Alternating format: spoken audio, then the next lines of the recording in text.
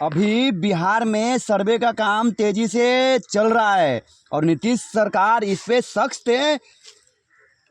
सख्त इस पे अडिग है कि वो बिहार में सर्वे करा के ही दम लेगी। और ये सर्वे 70 साल बाद हो रहा है। 60 के दशक में बिहार सर्वे हुआ था, उसके बाद ये सर्वे हो रहा है। और सर्वे में अधिकांश लोगों को दिक्कत आ रही है कि सर्वे फॉर्म को वो लोग कैसे भरेंगे।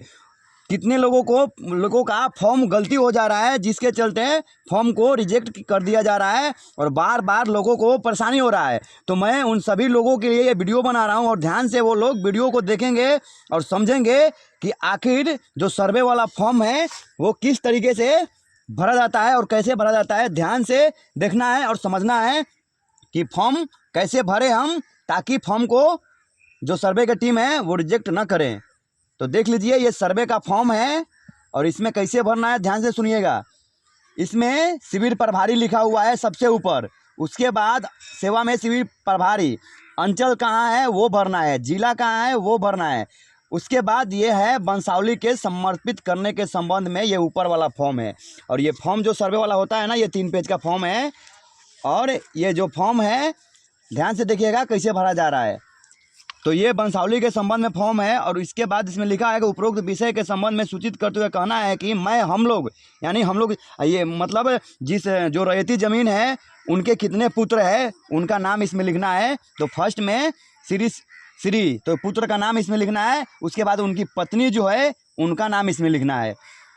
पुत्री है तो पुत्री का नाम, पुत्र है तो पुत्र का नाम इसमें लिखना है। लेकिन जिसके नाम से ज़मीन है उनके पुत्र का नाम, ये फर्स्ट वाला जो रो दिया है इसमें लिखना है और उनकी पत्नी का नाम इसमें लिखना है। उसके बाद ये सेकेंड वाला में वही करना है, उनका जो पुत्र हैं उनका नाम लिखना है। उसके बाद इसमें उनकी पत्नी का नाम लिखना है। फिर थर्ड में वैसे ही करना है, पुत्र का नाम लिखना है, उसके बाद पत्नी का नाम लिखना है।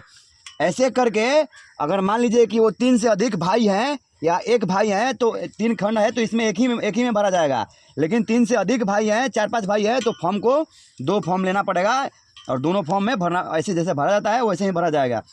उसके बाद श्रीमती, पुत्र और पत्नी, निवास भरना है, निवासी आप कहाँ के हैं वो भरना है। फिर गांव कहाँ है वो भरना है। उसके बाद थाना भरना है, अंचल भरना है, फिर जिला भरना है, फिर जाति भरना है। और इसके बाद ये किसके नाम से रैयती ज़मीन है तो लिखा हुआ है स्वर्गीय, वो तो मर गए होंगे तो उनका नाम लिखना है स्वर्गीय फलना सिंह या फलना जो भी है, इसमें लिखना है उनके नाम से ज़मीन है। उनके पिताजी का नाम क्या है, जो जिनके नाम से ज़मीन है उनका पिताजी का नाम इसमें लिखना है। उनका गांव लिखना है, ग्राम लिखना है। उसके बाद जो राजस्व ग्राम में पड़ता है उसमें वो लिखना है इस खंड में। उसके बाद अंचल दिया है वो लिखना है। उसके बाद जमाबंदी क्रमांक संख्या क्या है वो लिखना है। और खतियान में अंकित खाता संख्या खेसरा, इसमें खेसरा संख्या लिखना है, इसमें खाता संख्या लिखना है। और उसके बाद रकबा भी लिखना है। उसके बाद इसके उत्तराधिकारी बटवा कौन है वो इसमें लिखना है और लिख के फॉर्म भर देना है। ध्यान से समझिएगा, फिर मैं बता दे रहा हूँ कि यहाँ पे अंचल लिखना है। यहाँ से बता रहा हूँ, यहाँ पे स्वर्गीय जिसके नाम से है यहाँ पे तो नाम भरना है और यहाँ पे पत्नी का नाम, यहाँ पे जो पुत्र है उनका नाम, उनकी पत्नी का नाम। उसके बाद ये ग्राम, जाति, निवासी, जिला, अंचल, थाना भरना है। उसके बाद जिनके नाम से ज़मीन है स्वर्गीय ये फलना, ये इसमें भरना है। उसके बाद उनके पिता का नाम भरना है, फिर ग्राम भरना है, फिर राजस्व ग्राम में जो आता है उसको भरना है, फिर अंचल भरना है, फिर जमाबंदी संख्या भरना है, फिर रकबा खतियान में जो खाता संख्या है वो भरना है। उसके बाद खेसरा संख्या क्या है वो भरना है, रकबा संख्या भरना है। उसके बाद कौन उत्तराधिकारी है वो भरना है। उसके बाद भरने के बाद यहाँ पे जो इस फॉर्म के लिए अप्लाई कर रहा है उनका साइन होगा। ये हो गया फर्स्ट पृष्ठ वंशावली के आधार पर। उसके बाद ध्यान से देखिएगा, ये है सेकेंड पेज। सेकेंड पेज में राजस्व ग्राम भरना है, थाना नंबर, थाना का जो नंबर है वो भरना है, पुलिस थाना भर रहा है, अंचल भरना है, जिला भरना है और जो हल्का नंबर होता है वो भरना है इसमें। और इसमें ये पहले खंड में रैयत का नाम भरना है, उसका अस्थाई पता भरना है, फिर खाता भरना है, फिर खेसरा भरना है। खाता आप समझ ही होंगे, खेसरा समझ ही होंगे। रकबा डिसमिल कितने डिसमिल है वो भरना है, फिर चौहदी भरना है, फिर ज़मीन किस किस्म का है वो भरना है। शेष को छोड़कर लगान, जो लगान है वो इसमें भरना है। जमाबंदी संख्या भरना है, फिर ज़मीन के उत्तराधिकारी कौन है उसको इसमें भरना है।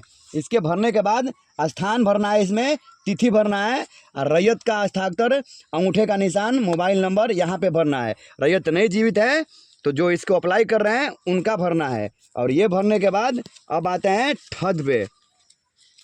थर्ड पे आएंगे तो थर्ड पे भी यही होगा, थोड़ा अच्छा से दिखाना।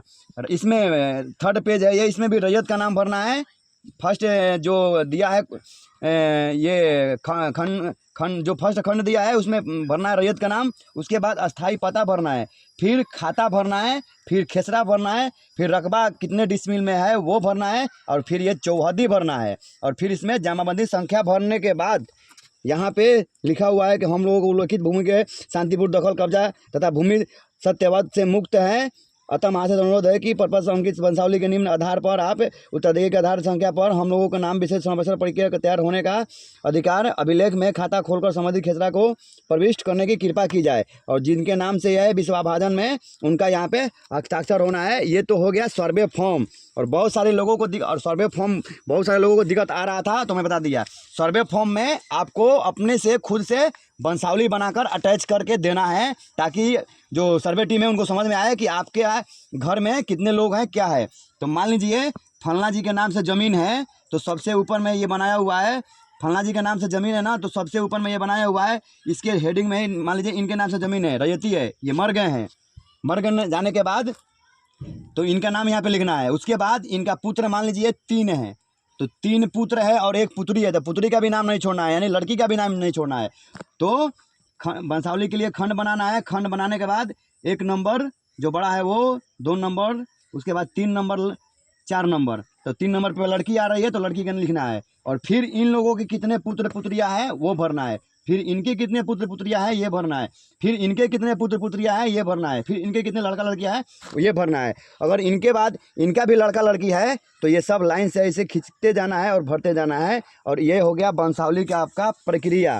तो ये हो गया वंशावली और ये हो गया आपका सर्वे का फॉर्म। तो ये दोनों को अटैच करना है और अटैच करने के बाद आपको जाके जमा करना है ब्लॉक में, जहाँ पे सर्वे टीम का ऑफिस है उन लोगों के पास जाके जमा करना है। जमा करने के बाद आपका जो प्लॉट खेसरा संख्या और रकबा संख्या भरा रहेगा, सर्वे टीम आएगी, आपके फॉर्म के आधार पर आपके भूमि पे पहुंचेगी, आपको वहां पे मौजूद होना है। उसके बाद मौजूद होने के बाद ग्रामीणों से पूछेगी और गांव के जो मुख्य व्यक्ति होंगे उनसे पूछेगी, आपसे पूछा जाएगा। और वंशावली के आधार पर सर्वे टीम आपका ज़मीन का सर्वे करेगी और जो जो इसमें भरा रहेगा उसके आधार पर सर्वे करेगी।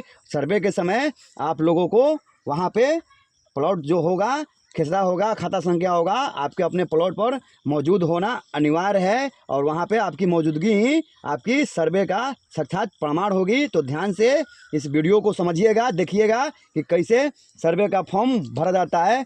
पाटलिपुत्र न्यूज़ से वीरू उपाध्याय, जय हिंद।